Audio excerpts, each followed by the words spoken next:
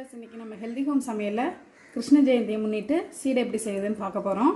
1 tumbler பச்சரிசியை தண்ணியில் ஊற வச்சுக்கலாம் 1/2 மணி நேரம்.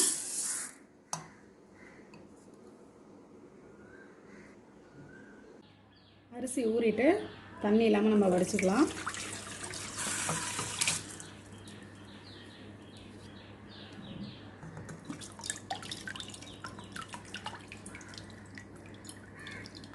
ஒரு 10 நிமிஷம் அப்படியே தண்ணி வடியறதுக்கு விட்டுறலாம். அரிசி நல்லா தண்ணி இல்லாமல் நல்லா வடிஞ்சிட்டு இப்போ இதை நம்ம வந்து மிக்சியில் போட்டு அரைச்சிக்கலாம்.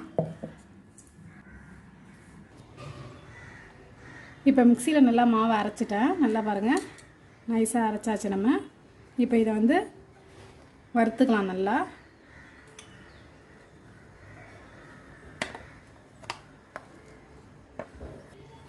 இப்போ நான் வந்து மிக்சியிலே அரைச்சிருக்கேன். இதை மாதிரி நம்ம 1/2 கிலோ 1 கிலோ அரிசியை ஊற வச்சு மெஷினில் கொடுத்து கூட நம்ம அரைச்சிக்கலாம். இது நம்ம வீட்டிலே ரெடி பண்ணுறதுனால நான் 1 டம்ளர் போட்டிருக்கேன். மாவில் ஈரம் போகிற வரைக்கும் நம்ம இதை வறுத்துப்போம்.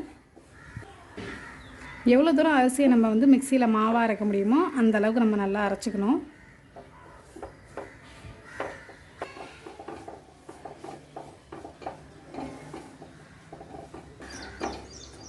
இப்போ நல்லா மாவை வறுத்தாச்சு. பாருங்கள், இப்படி மாவு மணல் மாதிரி கொட்டுது. இப்போ அடுப்பை ஆஃப் பண்ணிவிட்டு வேறு ஒரு பிளேட்டில் போட்டு நம்ம இதை ஆற விட்டுக்கலாம். நம்ம ஏற்கனவே முன்னாடி வறுத்து ஆற வச்ச மாவை திரும்பி நான் ஜாரில் போட்டு நல்லா ஃபைனாக அரைச்சிருக்கேன். இப்போ இதை நம்ம சலிச்சுக்கணும்.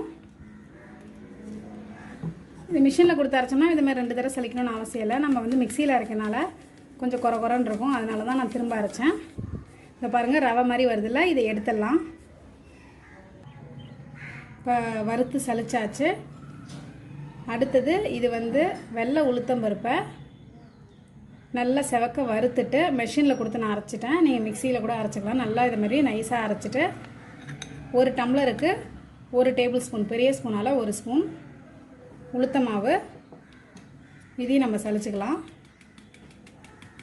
அப்போ தான் சீடை வெடிக்காமல் இருக்கும். இப்போ சீடைக்கு மாவு கலந்துடலாம். இப்போ நம்ம கலந்து வச்சுருக்க மாவோட 1/2 ஸ்பூன் எள்ளு, பெரிய ஸ்பூனால் ஒரு 1/4 ஸ்பூன் போட்டாலே போதும். அப்புறம் தேங்காய் நான் இது மாதிரி பல்லாக கட் பண்ணி வச்சுருக்கேன். நீங்கள் மிக்சியில் போட்டு அரைச்சும் யூஸ் பண்ணிக்கலாம். பெரிய ஸ்பூனால் 1 ஸ்பூன் தேங்காய் பல். அப்புறம் இதேமாதிரி டேபிள் ஸ்பூனால் அதே டேபிள் ஸ்பூனால் 1 ஸ்பூன் வெண்ணெய், இல்லைன்னா சூடான எண்ணெய் கூட நீங்கள் ஊற்றிக்கலாம். முதல்ல இதை மிக்ஸ் பண்ணிப்போம்.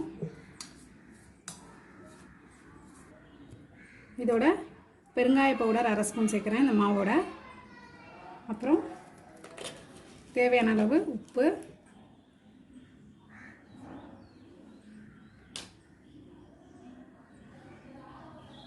கொஞ்சம் கொஞ்சமாக தண்ணி சேர்த்து நல்லா பிசைஞ்சிக்கலாம்.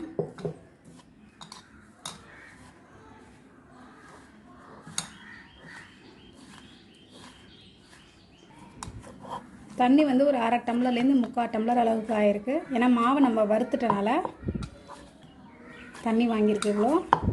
நீங்கள் கொஞ்சம் கொஞ்சமாக தண்ணி சேர்த்து இதை மாதிரி நம்ம பிசைஞ்சிக்கலாம். இப்போ இதை குட்டி குட்டியாக சின்ன சின்ன இதை மாதிரி பாலாக உருட்டிக்கலாம்.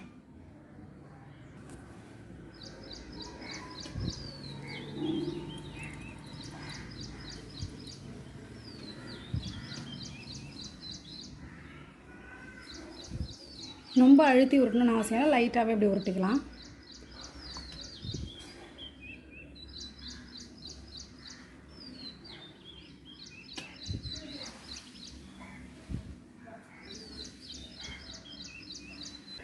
இப்போ பாதி மாவை நான் சீடையாக உருட்டிட்டேன். ரொம்ப காய வைக்க வேணாம். எல்லாத்துக்கும் முதல்ல நம்ம வந்து இது மாதிரி ஒரு மூடி வச்சுக்கணும். Safety is important while cooking. அதனால் நம்ம வந்து ரெடியாக மூடி தான் வச்சுக்கணும். ஏன்னா சீடை பொரிக்கும் போது நம்ம எதையும் சொல்ல முடியாது. இப்போ நம்ம உருட்டினதை போட்டுடலாம். போட்டுட்டு இப்படி வச்சுக்கலாம். மீடியமில் அடுப்பு வச்சுப்போம். ஏன்னா வெடிச்சா கூட நம்ம மேலே படாது, அதுக்காக தான் இது.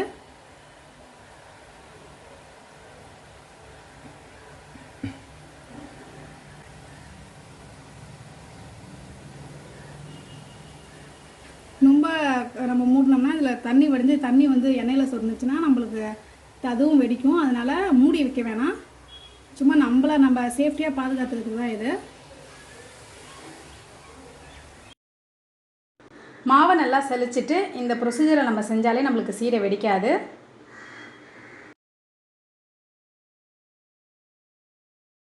இப்போ பாருங்கள், வெடிக்கவே நல்லா அழகாக வந்திருக்கு சீடை. இது நல்லா கோல்டன் ப்ரௌன் வர வரைக்கும் பொரிச்சு எடுத்துக்கலாம். இந்த சலசல படம்னே நம்ம எடுத்துடலாம். இதை இப்போ நல்லா பபிள்ஸ்லாம் அடங்கிட்டு கலரும் நல்ல கலர் வந்துருக்கு. இப்போ இதை எடுத்துடலாம்.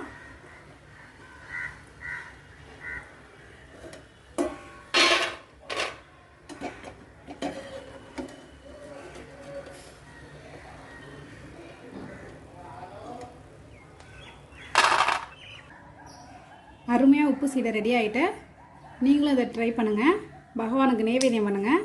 இன்னொரு வீடியோவில் நான் உங்களை சந்திக்கிறேன்.